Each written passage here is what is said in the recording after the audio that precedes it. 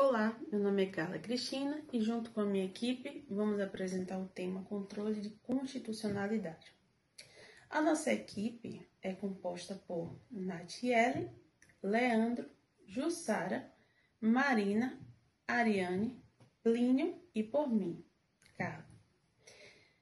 Cada integrante ficou responsável por uma parte específica do conteúdo, de modo a abranger todo o funcionamento do controle de constitucionalidade no Brasil. Bom, eu iniciarei esta apresentação abordando o primeiro subtema, os fundamentos do controle de constitucionalidade. O controle de constitucionalidade tem como fundamento central a supremacia da Constituição, ou seja, ideia de que todas as leis e atos normativos devem ser compatíveis com o texto constitucional. Esse princípio decorre diretamente do artigo 60 da própria estrutura rígida da Constituição de 1988, que só pode ser alterada por meio de processo legislativo especial e mais complexo. Outro fundamento essencial é a rigidez constitucional, que garante uma hierarquia normativa, a Constituição no topo, seguida das demais normas inferiores. Assim, qualquer lei que contraria a Constituição deve ser invalidada para preservar a coerência do sistema jurídico. Além disso, o controle de constitucionalidade também baseia na separação dos poderes. Esse mecanismo não busca enfraquecer o legislativo ou o executivo, mas sim assegurar que todos atuem dentro dos limites constitucionais. O Poder Judiciário, ao exercer o controle, cumpre a função de guardião da Constituição, função expressa no artigo da Constituição Federal, quando define o Supremo Tribunal Federal como seu guardião máximo. Por fim, vale destacar o princípio da legalidade e o da segurança jurídica, que justifica o controle de constitucionalidade como um instrumento de estabilidade e previsibilidade para a sociedade. Ao corrigir as normas incompatíveis com a Constituição, o Estado garante que direitos fundamentais e as regras democráticas sejam respeitadas. Com isso, encerro a primeira parte da nossa apresentação, dando continuidade ao estudo estruturado sobre o controle de constitucionalidade no Brasil. Olá pessoal, me chamo Natiele e vou estar falando um pouco sobre o controle difuso ou incidental.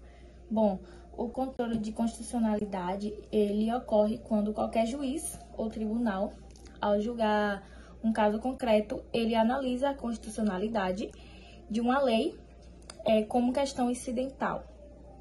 Se considerar a norma inconstitucional, o juiz ele afasta sua aplicação apenas naquele processo, produzindo um efeito inter partes.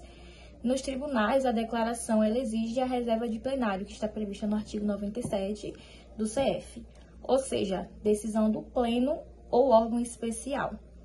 Esse controle ele é diferente do concentrado, que é o efeito diretamente pelo STJ e possui efeitos gerais. Olá, me chamo Leandro Paim de Araújo. Venho aqui apresentar um tema que é ligado a direito constitucional, que é o controle concentrado da constitucionalidade. O controle concentrado da constitucionalidade é um mecanismo jurídico brasileiro que visa garantir a supremacia da Constituição Federal, permitindo que a inconstitucionalidade de uma lei ou ato normativo federal ou estadual seja declarada em tese, em abstrato, ou seja, independente de um caso concreto específico e com efeitos gerais erga omnes. O controle concentrado de constitucionalidade, ele tem como suas principais características a natureza abstrata, que não se vincula à solução de uma lide específica, mas sim à verificação da compatibilidade da norma com a Constituição em si. Tem a competência exclusiva, que é exercida exclusivamente pelo Superior Tribunal Federal. Tem os efeitos erga omnes e o ex tunc, em regra geral. A decisão de inconstitucionalidade atinge a todos, né? É obrigatório para todos. E, em regra, retroage a data da edição da norma, salvo modulação de efeitos. E, como última característica, tem os legitimados ativos, né? A Constituição Federal, no seu artigo 103, estabelece um rol taxativo fechado de quem pode propor a ação de controle concentrado. As ações de controle concentrada são ação direta de inconstitucionalidade, ADI, ação declaratória de constitucionalidade, arguição de descumprimento de preceito fundamental, ação direta de inconstitucionalidade por omissão, ação direta de inconstitucionalidade interventiva, ADI interventiva. Essas são as ações, e em um próximo vídeo será explicitado como funciona cada uma dessa ação de controle concentrado. E agora temos aqui também os legitimados ativos. Quem são esses legitimados ativos, né? O rol do legitimado ativo a propor as ações de controle concentrado ADI, ADC e ADPF, eles são os mesmos, né? E eles se dividem em dois grupos, os universais e os especiais. Os universais eles não precisam demonstrar pertinência temática, né? E os legitimados a propor a ação são o Presidente da República, Mesa do Senado Federal, Mesa da Câmara dos Deputados, Procurador-Geral da República, Conselho Federal da Ordem dos Advogados do Brasil, OAB, partido político com representação no Congresso Nacional. Esses são os universais. Os especiais, eles não precisam demonstrar pertinência temática. E são eles: a Mesa Legislativa da Assembleia ou da Câmara Legislativa do Distrito Federal, governadores do Estado ou do Distrito Federal, confederação sindical ou entidade de classe de âmbito nacional, né? E existe também o controle concentrado estadual, que os controles concentrado estadual, são os tribunais de justiça dos estados. Ele também exerce esse controle concentrado, mas apenas em relação às leis e a atos normativos estaduais ou municipais que violem a Constituição estadual, né? A ação utilizada é a representação da inconstitucionalidade ou ADI estadual. E aqui eu encerro minha parte e posteriormente terá outros vídeos com mais assuntos voltados para a questão do controle concentrado de constitucionalidade. E assim encerro meu vídeo. Olá, boa tarde, meu nome é Jussara. Eu vou falar sobre a ADI, que é a Ação Declaratória de Inconstitucionalidade. Vou falar também sobre a ADC, que é a Ação Declaratória de Constitucionalidade. A ADI tem como objeto lei ou ato normativo federal ou estadual. A finalidade é retirar norma inconstitucional do ordenamento. A ação declaratória de constitucionalidade, que é a ADC, ela tem como objeto lei ou ato normativo federal. A finalidade é confirmar a constitucionalidade de uma norma questionada. A legitimidade ativa está previsto no artigo 103, da linha 1ª à linha 9, que fala sobre cabimento de medida de urgência, não há possibilidade de desistência, modulação temporal dos efeitos da decisão, efeito erga omnes e vinculantes. Quem são os legitimados, que também estão previstos no artigo 103 da Constituição Federal de 88. Podem propor, né, essas ações o Presidente da República, a Mesa do Senado, Mesa da Câmara, Mesa da Assembleia Legislativa ou Câmara Legislativa do Distrito Federal, Governador do Estado ou do Distrito Federal, Procurador-Geral da República, Conselho Federal da OAB, confederação sindical ou entidade de classe de âmbito nacional. Bom dia, eu me chamo Ariana Alves. Irei falar a respeito da ação direta de constitucionalidade por omissão, ADO. A ADO é a ação que visa sanar a omissão do poder público, ou seja, do poder legislativo, executivo ou de órgão administrativo, no cumprimento de um dever constitucional de regulamentar uma norma da Constituição Federal de eficácia limitada, né? É uma norma que depende de regulamentação infraconstitucional para produzir todos os seus efeitos, né? Qual o objetivo? O objetivo é declarar a inconstitucionalidade que decorre da inércia, omissão total ou parcial de um poder ou órgão que impede a efetividade de uma norma constitucional, né? Existe o fundamento. Qual é esse fundamento? O fundamento tem base na interpretação dos artigos 102, inciso 1 e 103, inciso 2, da Constituição Federal, regulamentada pela Lei 9.868 e que ocorreu alteração na Lei 12.063. A decisão é declarar a omissão. O STF dará ciência ao poder, ao órgão competente, para que adote as providências necessárias. Em caso do órgão administrativo, o prazo é de 30 dias. Já para o poder legislativo, é considerado qualquer prazo, embora o STF ele possa estabelecer condições em prazos em alguns casos. E o efeito da decisão, né? O efeito da decisão possui, em regra, eficácia contra todos, efeito vinculante, né? Exceto para o legislativo, em sua função típica, e o próprio STF.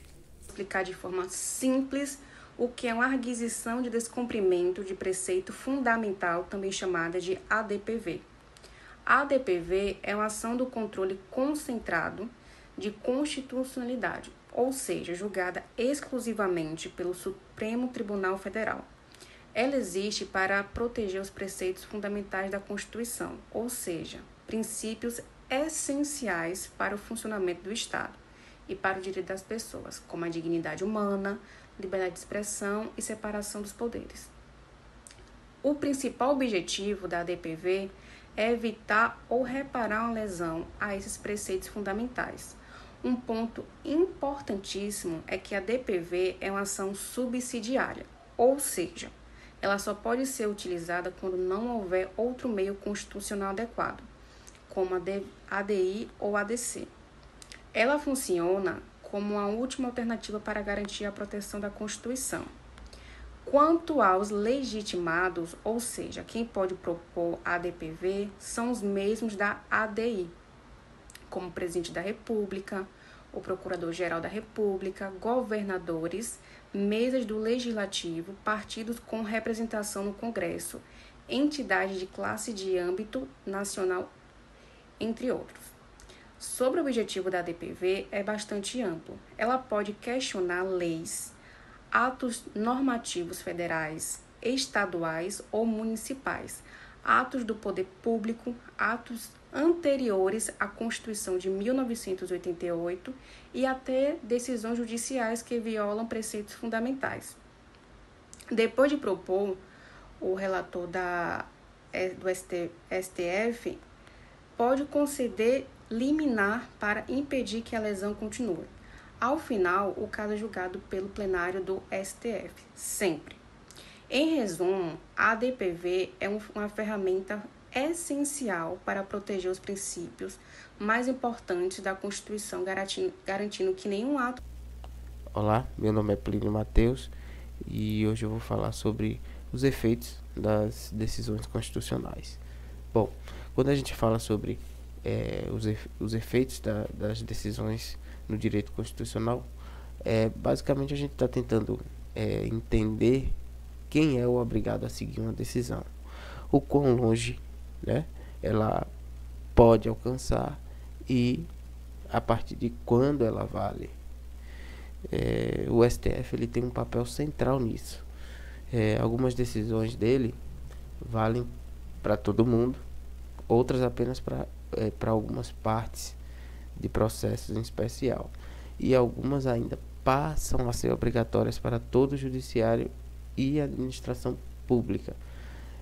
Bom, as decisões do controle concentrado de constitucionalidade,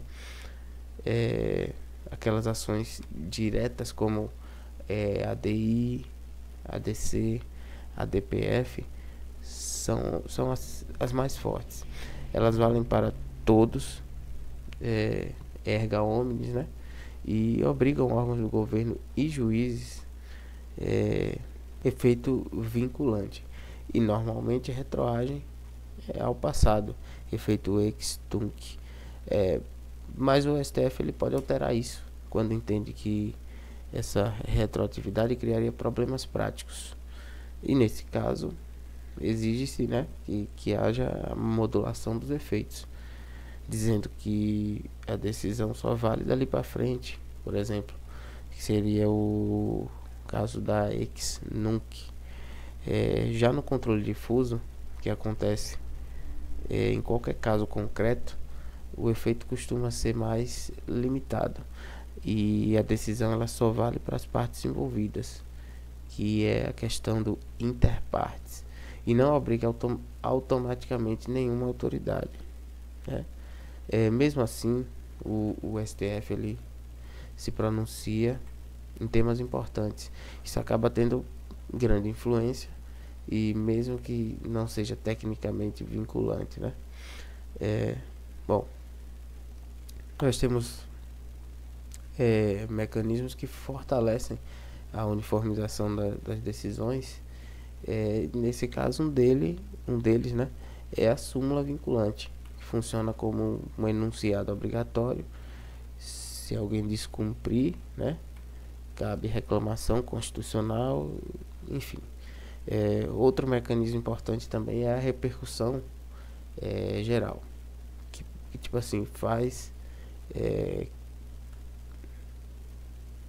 Outro mecanismo importante é a repercussão geral, que faz o STF selecionar casos relevantes, né? E quando isso acontece, ele fixa uma tese, e essa tese deve ser seguida pelos demais tribunais, esse entendimento. No fim das contas, esse esquema todo serve para garantir a coerência jurídica primeiro, né? A segurança jurídica, e evita que cada juiz decida uma coisa completamente diferente sobre o mesmo tema, o mesmo assunto. Enfim, essa foi minha apresentação, e eu passo para